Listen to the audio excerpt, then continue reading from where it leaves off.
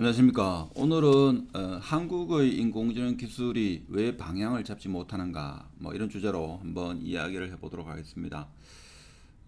지금 제가 생각할 때는 제 지인들 이야기 들으니까 정부에서죠. 챗 GPT가 나오고 나서 정부 기관에서 국책 사업으로 많은 인공지능 이런 것을 하고 싶은데 방향을 잡지 못하고 있다. 뭐 이런 이야기를 몇 번 들은 것 같습니다. 물론 학교에 계시는 분들이나 기업에 계시는 분들이 많은 노력을 하고 있습니다만은 지금 GPT 같은 경우에는 사실 좀 놀라운 기술이다 뭐 이렇게 평가하고 광풍이 불고 있다 이런 이야기를 합니다. 자, 그래서 오늘 이야기하는 것은 제가 우리 일반 소시민들 뇌를 좀 활성화시키기 위한 미래의 이런 기술도 펼쳐질 것이다. 뭐 이런 차원에서 이야기하는 거지. 특정 직업군에 대해서 그리고 특정 집단에 대해서 그 사람들을 폄하하거나 뭐 그런 의도가 없고 뭐 더불어 뭐 정치적인 의도도 없고 그 어떤 의도가 없고 단지 미래 사회에 이렇게 펼쳐질 수 있고 한국의 현재 인공지능 기술이 뭐 이렇게까지밖에 되지 못하는 이유, 저도 한때 뭐 지금은 그렇게 연구를 하지 않습니다만은 20년 전부터 인공지능을 조금 공부한 그런 사람으로서 지인들이 묻길래 제가 간단하게나마 지금 현재의 GPT 기술이 어떤 것이며 제가 볼 때는 넥스트 즉 챗 GPT 그 다음에 펼쳐질 게 제가 볼 때는 엄청나게 많습니다. 많은데 제가 볼 때는 방향을 잡고 있지 못하다. 왜 방향을 잡지 못하는가에 대해서 한번 이야기해 보도록 하고, 제 이야기가 다 맞는 건 아닙니다. 뭐 저도 뭐 인공지능을 수십 년 했지만 아직 잘 모르고 뭐 공부를 더 할 생각도 없고 그렇습니다. 하여튼 제가 볼 때는 넥스트 즉 현재 지금 챗 GPT 이거에 대해서 열광하는데 이 다음에 펼쳐질 거에 대해서는 사람들이 잘 모르는 것 같더라고요. 사실 저도 지금 나와 있는 이 GPT를 20년 전에 한 3년 정도 연구하다가 구름 잡는 소리를 해가지고 안 했는데 20년도 훨씬 더 된 한 25년쯤 됐습니다. 자, 그러면 여러분이 최근에 인공지능 광풍이 불고 있다 이거죠. 특히 챗 GPT가 나옴으로 인해 가지고 광풍이 불고 있다 이런 이야기를 합니다. 자, 그런데 자, 어떤 일이 있었는가 하면 2016년도에 알파고가 출현하기 이전에 인공지능 연구자들이 어땠느냐. 자, 이것부터 먼저 알아야 됩니다. 그런가면 자, 이때 이전에 알파고가 나오기 이전에 인공지능을 연구한 사람은 사실 같은 IT를 전공했다 하더라도 왕따 취급을 받았다 이거죠. 말이 왕따였지 조롱을 받았다. 조롱. 왜 그런가 하면 결과물이 안 나왔다 이거죠. 보통 전자공학, 컴퓨터공학, 저 같은 경우는 전자공학과 컴퓨터공학 두 개 다를 했는데 그렇기 때문에 제대로 아는 게 없겠죠. 제대로 아는 게 없습니다. 보통 전자공학 하면 반도체, 뭐 신호처리, 그 다음에 통신, 뭐 정보통신, 무선 통신, 뭐 기타 등등 이런 여러 연구 파트가 있습니다. 근데 그런 연구 파트는 뭔가 하면 결과물이 수치화가 나오고 이게 손으로 만질 수 있는 그런 제품이 나온다 이거죠. 그리고 컴퓨터 사이언스, 컴퓨터 공학 전공 중에도 보통 보면 뭐 이미지 처리, 데이터베이스, 그리고 자연어 처리, 그리고 또 뭐 있습니까? 하여튼 뭐 비디오, 그리고 뭐 여러 보안, 뭐 통신, 뭐 암호화, 뭐 기타 등등 이런 연구 파트가 있습니다. 연구 파트가 있는데 그 연구 파트도 어떻게든 간에 프로그램으로 결과물이 나왔다 이거죠. 근데 인공지능은 뭔가 하면 그 이전에 알파고가 나오기 이전에는 결과물이 없었다 하는 겁니다. 자, 그래서 그 시절에 인공지능 결과물을 설명하면 구름 잡는 소리다 뭐 이렇게 조롱받던 시절이었습니다. 그러니까 그 누가 인공지능을 전공하려고 하겠습니까? 전공자가 없겠죠. 그래서 심지어 IT 교수 박사들 사이에서도 인공지능 전공자는 극히 없었지만 전공자는 자기 집 뒷산 정도의 등산 실력으로 달을 정복하겠다라고 이렇게 표현을 했다 이거죠. 외치는 사람으로서 인공지능 전공자들은 조롱의 대상이었다. 그래서 저 같은 경우도 그 당시에 인공지능을 에, 학위를 받았는데 이 문제가 뭔가 하면 국내에서는 없고 해외에 논문을 낸다 하더라도 해외에서도 논문을 심사할 사람이 없다. 보통 논문을 심사할 때 논문 내용이 빈약하거나 뭐 이럴 경우에 우리 학회의 연구 범위를 벗어난다 이런 이야기를 합니다. 내지는 논문의 내용이 좀 부적절하면 스코프가 안 맞다 이렇게 하는데 하여튼 제가 그 당시에 뭐 2000년대 초중반에 뭐 해외 저널 유명하다는 저널 다 내봤는데 대체적으로 리뷰가 어떻게 오는가 하면 연구 주제는 서프라이징한데 아주 놀라운데 이게 수치화되지 않았기 때문에 검증할 방법이 없다 이거죠. 그래서 대부분 리젝트를 받았다 하는 겁니다. 그래서 뭐 하여튼 억셉트 받은 그런 이야기 하면 또 시간이 너무 막 걸리니까 하여튼 간에 2016년 이전에 우리나라의 국내 AI 전공자는 제가 볼 때는 거의 전무했다.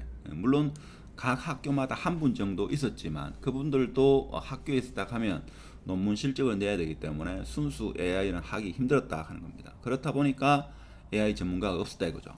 그러면 2016년도에 알파고가 딱 나오고 나서 이제 어떻게 되는가 하면 인공지능 이꼴 알파고 이런 등식이 세워졌습니다. 그 전까지만 해도 제가 지인들 만나면 그리고 어른들 만나면 제 전공이 인공지능이다 이런 이야기하면 그게 뭐냐 이렇게 묻습니다. 그러면 1980년도 후반에 대우그룹이 있을 때 인공지능 세탁기 이걸 연상하는 사람도 있었고 하여튼 결과물이 없었다. 그래서 로봇공학을 이야기하는 사람도 있는데 로봇공학은 또 인공지능하고는 말이 다릅니다. 자 그래서 자 2016년도에 알파고 나오니까 전 세계에서 이제 뭡니까 놀라죠. 알파고가 나와가지고 이 시도를 이기니까 전 세계 사람들이 놀랐다. 아 저게 드디어 인공지능이구나. 자 그러면 지금 현재 학계에서는 어떻게 되느냐? 자 만일에 2016년 이후에 AI 박사, 인공지능 박사를 취득하려면 어떻게 되는가 하면 자 이때 석사를 입학해야 합니다. 석사 2년, 박사 빨리 받는다 해도 4년, 4년은 아주 빨리 받죠. 그러면 2022년에 학위를 인공지능 학위를 받은 사람이 어떻게 보면 인공지능 박사다 이렇게 볼 수 있는데 자 문제는 뭔가 하면 자 이걸 가리킬 사람은 AI 박사라고 AI 박사야 되는데 국내에는 잘 없죠. 그러니까 해외에서 인공지능 쪽으로 전공해가지고 학위를 받는다 하더라도 제가 볼 때는 2022년 이후에야 전문가가 출연한다. 저는 그렇게 보고 있습니다. 근데 전자나 기계나 건축, 의학, 약학, 뭐 기타 등등이죠. 공대, 이공계 박사와는 컴퓨터 사이언스 박사, 특히 AI 박사하고는 조금 다르다 하는 겁니다. 이 왜 다르냐? 자, 왜 다르냐 하면 자, 이렇게 보시면 됩니다. 사실 전자, 기계, 전기, 자, 공대, 컴퓨터 공학 중에서 특히 인공지능 쪽으로 전공 빼고 타 박사 과정 타 연구 분야는 뭔가 하면 건사화입니다. 건사화. 그러니까 내가 어떤 A라는 결과물을 목표로 해가지고 연구를 했는데 A가 나오지 않았고 A 마이너스 혹은 AB 혹은 BA라는 결과물이 나왔다 하더라도 이 자체로서의 어떤 하나의 성과물이 될 수 있다 하는 겁니다. 특히 화학, 생화학 뭐 이런 쪽에 있죠. 특히 화학, 생화학, 의학계열 같은 경우는 논문 흔히 말해 가지고 SCI 논문이 1년에 제 지인인데 하버드 가지고 연구를 했는데 1년 논문을 SCI 논문을 17편 쓰더라고요. 17편. 그걸 물어보니까 야, 이 리포트 쓰는 거 아이가 이렇게 이야기하니까 이 화학, 생화학, 고분자 쪽에는 1년에 뭐 30편, 50편 쓰는 경우도 있다 하더라고요. 근데 컴퓨터 공학 쪽, 특히 인공지능 쪽에는 1년에 한 편 논문 쓰기도 쉽지 않습니다. 1년에 한 편이 고사하고 5년에 한 편 쓰기도 쉽지 않았던 그런 시절이 있었습니다. 10년에 한 편, 뭐 이랬다 이거죠. 그러니까 뭐를 연구해야 될지도 모른다. 심사하는 사람도 모르고, 연구하는 사람도 모르고, 그런 시절이었고, 문제는 뭔가 하면, 컴퓨터 공학은 뭔가 하면 1%의 오차도 허락하지 않습니다. 그러니까 프로그램을 한 번이라도 해본 사람은 점 하나 틀리면 전체 프로그램이 실행이 안 되기 때문에 이제 문제가 되는 거죠. 그리고 제가 볼 때는 우리나라 컴퓨터 공학이 타 공대, 뭐 전자기계 건축, 뭐 화학, 생화학, 의학, 약학 쪽과 비교되는 가장 큰 차이점은 뭔가 하면 컴퓨터 공학을 가르치는 선생들이 어떤 구현 만드는 쪽에 제가 볼 때는 그건 어쩔 수 없는 건데 만드는 쪽에 실력이 부족하다. 왜 그런가 하면 이 컴파일러의 이 기술 속도가 너무나 빠르다 하는 겁니다. 자, 그렇다 보니까 이론적으로는 좀 앞서는데 이것을 완벽하게 구현할 만한 그런 대학교의 선생들이 없다 이거죠. 그리고 논문을 써야 되기 때문에 만드는 쪽에는 그렇게 중요시 취급되지 않기 때문에 국내 컴퓨터 공학의 어떤 보면 한계다 이렇게 볼 수 있습니다. 근데 전자나 기계나 전기나 화학 같은 경우에는 제가 볼 때는 실질적으로 결과물을 만들어내는 데는 컴퓨터 공학보다는 제가 볼 때는 좀 수월하다 이렇게 말하는 게 맞지 않겠나 그런 생각이 듭니다. 그래서 대학의 한계가 있죠. 한계가 있습니다. 논문에만 집중하다 보니까 아무래도 실질적으로 필요한 그런 어떤 기술을 구체화하는 그런 능력은 좀 부족하다. 자, 그렇다 보니까 지금 정부에서 난리가 났다 이거죠.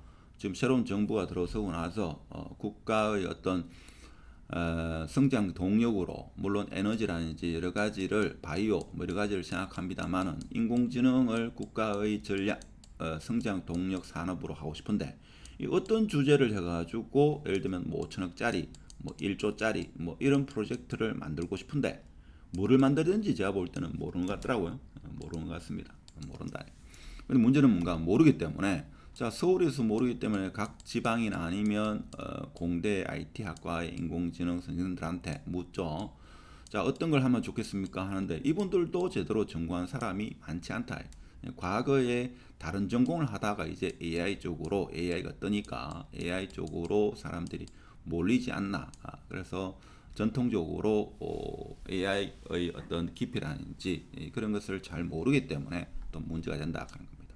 그리고 학교에 있는 선생들이 지역의 센터장이나 기관장을 맡는 이런 관행이 오랫동안 있었는데 제가 볼 때는 이렇게 하면 어떤 궁극적으로 혁신적인 어떤 성과물이 나오기는 좀 어렵지 않나. 자문위원 정도로 거치는 게 맞지 않나 이런 생각이 들죠. 이렇게 하면 학교 선생도 아니고 기업인도 아니고 뭐 중간하죠. 그래서 그것은 제가 볼 때는 그렇게 바람직하지 않다. 물론 산학협력이라는 그런 큰 그림에서는 맞기는 합니다만은 학교에 있든지 아니면 학교에서 옷을 벗고 기업가로 변신하든지 그렇게 해야 되지. 학교에 있으면서 기관장도 하고 이렇게 하면 제가 볼 때는 결과물이 제대로 안 나온다 하는 겁니다. 지금 전국적으로 대부분의 기관들이 그러한 형태를 띠고 있죠. 띠고 있습니다. 자, 그런데 문제는 뭔가 하면, 자, 챗GPT 같은 경우는 이 쉽게 말해가지고 뭐 채팅인데, 이 대화형 채팅이 되거죠. 좀 똑똑한 다이alogue 형태다 하는 겁니다.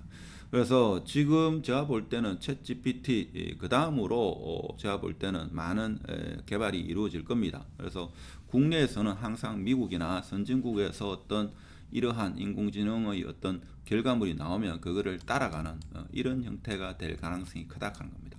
자, 근데 문제는 뭔가 하면 해외에서도 특히 미국에서 우리나라의 젊은 친구들이 미국 가가지고 AI의 어떤 기술을 배우는 친구가 있습니다. 근데 과거에는 이렇게 학위를 받고 나서 대학의 선생으로 이렇게 가는 경우가 많았습니다만은 지금은 사실 굳이 대학에 들어오려고 하지 않죠. 물론 대학을 아직 선호하는 그런 박사들도 있습니다만은 대학에 들어가면 아무래도 있죠. 이게 흔히 말하는 월급이 적죠. 월급이 적습니다. 예를 들면 한 33살, 빠르면 33살이 보통 한 35살에 학위 받아가지고 한국 와가지고 이 월급으로 생활하기 어렵다 이거죠. 생활은 할 수 있는데 결혼하고 애 놓고 이렇게 살기 어렵다 이거죠. 그래서 보통 집안 환경이 어느 정도 뒷받침되지 않고서는 이 학교 쪽으로 들어가기 어렵다 이거죠. 그런데 미국에 있으면 연봉이 세죠. 제 지인들도 미국에 있는 지인들이 많은데 그래서 한국에 굳이 이제 안 들어오려고 합니다. 옛날에 모르는 시절에 학교 선생하면 교수님 하면 대단한 줄 아는데 요즘은 그렇지 않죠. 요즘은 그렇지 않기 때문에 굳이 뭐 대학 선생으로 올라가지 않죠. 설사 그게 뭐 서울에는 S대, 뭐 K대, Y대 하더라도 과거처럼 그렇게 대단하다고 인식하는 사람이 많지 않습니다. 그렇기 때문에 미국에 그냥 취업한다 이거죠. 눌러서 한다. 제 지인도 미국에 있는데 그래서 대학교 연봉이 너무나 작다. 미국의 연봉 수준에 비하면 너무나 작다 이거죠. 그래서 제가 볼 때는 연봉을 한 5억 정도 줘야 합니다. 5억 해도 뭡니까? 실수령액은 이게 한 달에 2천만 원이 돼, 2천만 원. 그러니까 의사 쌤들이 보통 보면 페이닥터라면 한 1200에서 많게는 2500 받죠. 한 5억 주면 이 사람들 올란가? 안 오죠. 제가 봐도 안 옵니다. 공부 힘들게 해가지고 뭐 얼마 받기 위해서 오지는 않겠죠. 자, 그래서 지금 챗GPT 같은 경우 국내에 개발 중인 회사, 국내외에. 그래서 지금 한국어 학습을 하는데 네이버 AI가 나온다 하는데, 사실 우리나라 애터리에 있죠. 애터리에 보면 제가 예전에 심사도 많이 갔는데, 애터리에 보면 우리나라 언어를 영어로 바꾸고, 영어를 한국어로 바꾸고, 영어를 중국어로, 뭐 스페인어, 불어로 바꾸는 그런 기술은 한 20년 전부터 해왔습니다. 그게 흔히 말하는 자연어 처리 뭐 그런 형태인데, 뭐 이것도 그 연장선상이라고 제가 볼 때는 자연어 처리 전공하시는 분은 그렇게 이야기할 겁니다. 근데 단순히 이게 보통 내추럴 랭귀지 프로세싱 하는데 그쪽으로만 생각할 문제가 아니죠. 그렇습니다. 하여튼 지금 국내 기업들이 뛰어들고 있다. 이 사람들은 어떻게든 만들 겁니다. 뭐 흉내를 내든 어떻게든 만들겠죠. 뭐 KT, LG 해가지고 SK도 만들고 지금 뭐 다 만들고 있죠. 근데 항상 후발주자로 쫓아간다 하는 겁니다. 이게 문제죠. 그래서 우리가 넥스트 챗 GPT를 알면, 주제를 알면 우리가 선점할 수 있는데, 제가 뭐 아는 지인한테 듣기로는 지금 정부에서도 어떤 인공지능을 국가 전략 프로젝트를 할지를 잘 모른다 하더라고요. 물론 하긴 하겠죠. 많이 합니다. 저도 예전에 뭐 심사하니까 뭐 500억짜리 뭐 이런 거를 뭐 하던데, 근데 500짜리가 적어도 뭐 5천억, 1조, 뭐 3조, 5조 이런 프로젝트를 해야 되겠죠. 자, 그렇고 자, 해외에서는 지금 구글에서 또 만들겠죠. 마이크로소프트에서 또 만들 겁니다. 근데 그 다음 버전이 이제 뭐냐, 이거는 지금 여기서도 잘 모를 겁니다.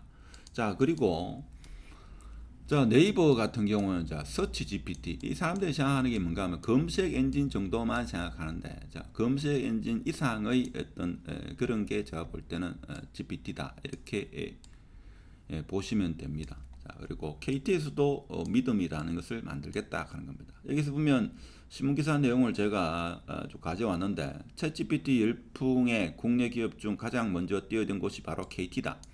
올 상반기 안에 한국형 챗GPT인 초거대 인공지능 믿음을 국내에서 상용한다는 계획을 발표했다. 믿음은 챗GPT와 같은 챗봇 형식뿐만 아니라 기기, 지니에서 음성으로 답변하는 등 다양한 서비스에 접목한다고 한다. 그래서 음성 신호 처리와 자연어 처리, 인공지능 기술 이렇게 합쳐진 거죠. 근데 법률, 의료 등 전문적인 영역에서 상담할 수 있는 서비스도 준비 중이다. 자, 이게 얼마나 과연 전문화될 거냐? 자, 이거는 사실 1950년도 그때도 연구가 이루어졌습니다. 그래서 오늘 말씀드리고 싶은 건 사실 이거죠. 넥스트 챗 GPT는 지금 내가 볼 때는 정부에서도 모른다. 이것을 발굴해가지고 제가 볼 때는 국가 전략 산업으로 키워야 되는데, 그럼 AI가 침범할 직업군, 방금 전에 KT에서 뭐 의료 법률겠죠. 그러니까 판사, 의사, 변호사, 약사, 회계사, 흔히 말하는 전문직인 영역, 심지어 프로그래머, 각종 상담사, 재테크, 보험 등 지식 서비스 분야가 제가 볼 때는 미래에 사라질 직업이 될 수 있다 하는 겁니다. 근데 제가 볼 때는 이론적으로는 사라지는데 절대로 사라지지 않을 겁니다. 왜 그렇죠? 자, 이분들도 뭔가 하면 전국적으로 어떤 협회 이런 거를 협회나 어떤 기관에 다 소속돼 있죠. 변호사 협회, 약사회, 뭐 회계사회, 의사회, 뭐 판사회 다 있죠. 이 사람들이 기득권이기 때문에 이 직업이 없어지도록 놔두지는 않겠죠. 놔두는 않을 겁니다. 보조적인 형태로 되지 않겠나. 물론 언젠가는 이런 직업이 없어질 수도 있겠죠. 그렇지만 제가 볼 때는 당분간에 없어지지는 않고, 뭐 예를 들면 AI 판사, AI 의사, AI 변호사, AI 약사 해가지고 이 직업군을 보조하는 그런 형태가 조만간에 실현될 겁니다. 그래서 1차적으로는 지식 서비스 분야, 여러분이 생각하는 똑띠하는 거 있죠. 똑똑한 사람들의 그 직업을 대체할 것이다. 이것이 1차적인 타겟이 될 겁니다. 예를 들면 지금 챗 GPT가 내가 지금 어떤 범죄를 저질렀다 이거죠. 그 범죄에 대해서 상세히 기술하면 징역 몇 년이다. 이게 나오겠죠. 나옵니다. 자, 나오고 내 지금 아픈 뭡니까 증상을 이야기하면 의사보다 더 정확하게 진단을 내리는, 자, 그런 것이 지금 나오고 있죠. 나오고 있습니다. 자, 그래서 지금 현실적으로는 제가 볼 때는 미국의 AI 박사 같은 경우는 월 최소한 2천만 원 정도. 2천만 원 하면 연봉 5억이죠. 그러니까 시골에 요즘 의사하고 연락하면 연봉 5억 하죠. 울릉도에 저번에 신문 보니까 뭐 5억 하죠. 그 정도를 줘야지만 제가 볼 때는 미국에 있는 학위 받은 친구들이 들어온다. 그렇지 않고서는 안 들어오죠. 뭐 학교 오락해도 이 친구들이 이제 안 오죠. 학교 가도 별 재미가 없다. 뭐 월급도 작고 결혼하기도 힘들고 뭐 그렇지 않죠. 하는 사람도 있습니다. 뭐 그렇지 않고 미국의 그 라이프 스타일을 좋아가지고 안 들어온 사람도 있고.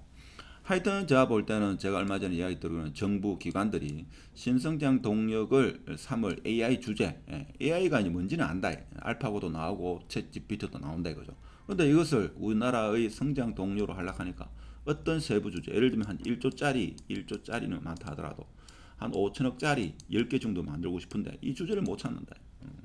그렇지만 지금 현재 그렇다 이거죠. 뭐 언젠가는 찾겠죠. 과거 사례를 보면 한국의 IT는 제가 볼 때는 저력은 있습니다. 특히 응용 분야에 한정해가지고 한국은 빨리 만들어내죠. 빨리 만들어낸다.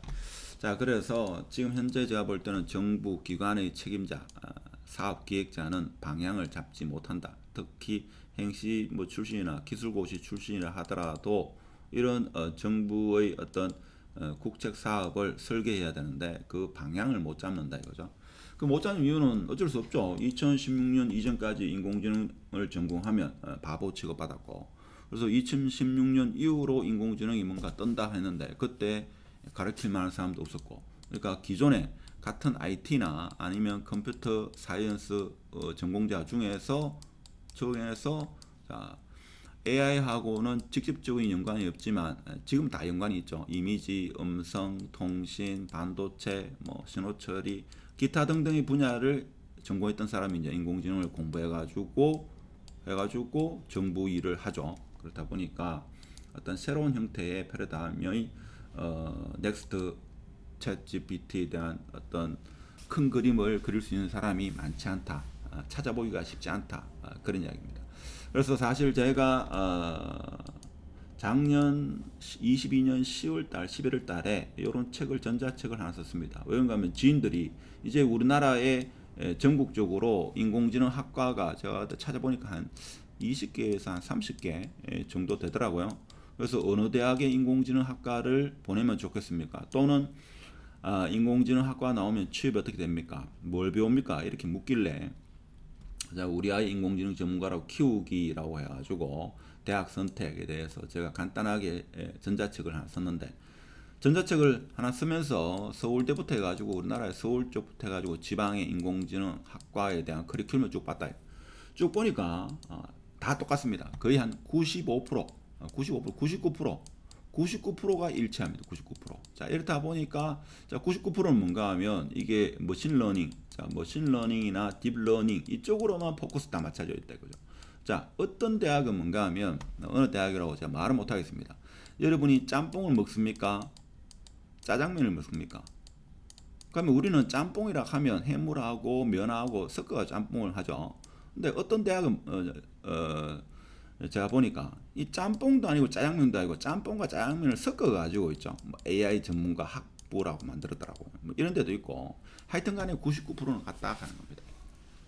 그래서 제가 볼 때는 오늘 말하고 싶은 것은 우리나라의 현재 인공지능의 방향은 기업은 제가 볼 때는 어떻게든 간에 이런 유사한 챗 GPT와 유사한 것을 만들어낼 겁니다. 만들어내는데 그 다음 주제에 대해서는 잘 찾지를 못할 겁니다. 그리고 인공지능의 연구 분야와 미래는 여러분이 생각하는 이상으로 상상할 수 없을 정도로 속도가 빠를 겁니다. 그래서 향후에 이런 직업군은 좀 긴장을 해야 되겠죠. 1차적으로는 지식 서비스 분야가 타겟이 될 겁니다.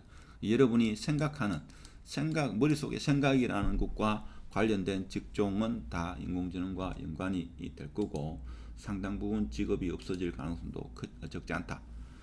오늘 좀 두서없이 이야기했는데 뭐 지인이 정부기관 사업 기획자들이 방향을 못 잡는다 해가지고 왜 그런가에 대해서 제 나름대로 저도 한때 한 20년 동안 인공지능을 공부한 그런 배우는 사람으로서 제가 아는 뭐 짧은 지식, 제 말이 다 맞는 건 아닙니다. 제가 뭐 알겠습니까? 시골에 있는데 하여튼 오늘 자 우리나라 인공지능 방향 왜 못 잡는가에 대해서 학교의 인공지능 학과는 대체적으로 커리큘럼이 99% 똑같다.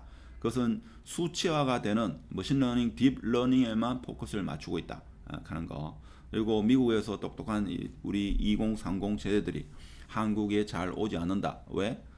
학교로 가려니까 월급이 너무 작고 뭐 기업으로 가도 마찬가지다. 그래서 미국에 눌러 앉는다.